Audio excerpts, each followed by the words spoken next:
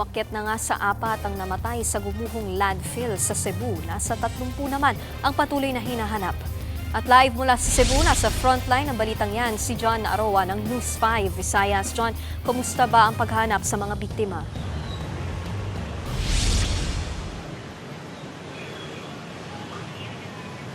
Nikki, umakyat na nga sa 4 ang kumpirmadong nasawi sa nangyaring pagguho ng landfill dito sa Barangay Binaliw sa Cebu City, habang nasa 30, higit 30 pa ang pinaghahanap.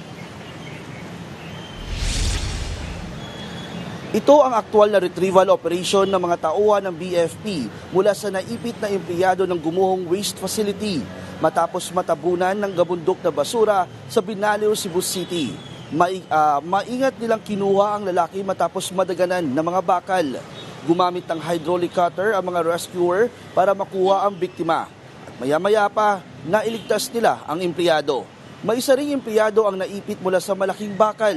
Dito, di na ito gumagalaw. Ayon sa mga rescuer, patay na ang biktima na kanilang nadatnan matapos madaganan ng conveyor ng waste facility. 2 araw na ang nakalipas matapos ang pagguho. Ngunit hanggang ngayon, sumasandal pa rin ang mga kaanak ng mga nakaabang sa landfill na mahuhukay ang katawan ng kanilang mga mahal sa buhay, buhay man o patay. Baka sa kanilang mga mukha ang hinagpis at pangamba. Pakinggan natin ang kanilang mga hinaing. Sakit si Roy, sakit yun. Sakit pa rin sakita. Karon nga magtanami sa mong inahan, magsigilak.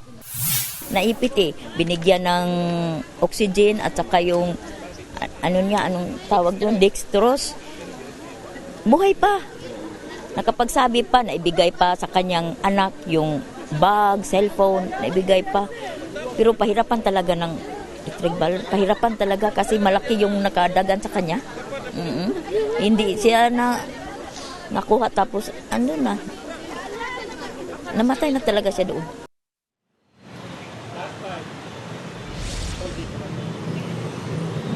Nikki, sa ngayon ay ongoing pa rin ang search and rescue operation. May mga pulis na nakabantay sa lugar para ikontrol ang dami ng mga taong pumapasok sa landfill. Sa tansya ng mga otoridad, nasa 15 hanggang sa 20 palapag ang taas ng gabundok na basura na gumuho sa lugar. At mayroon na rin gumamit na rin sila ngayon ng bako para sa clearing operation at may nakaantabay na rin na oxygen. Nikki. Maraming salamat, John Aroa, live mula sa Cebu City. Mga kapatid, Nikki de Guzman po. Para sa pasada ng mga rumaratsyadang balita, mag-follow at mag-subscribe na sa social media pages ng News 5.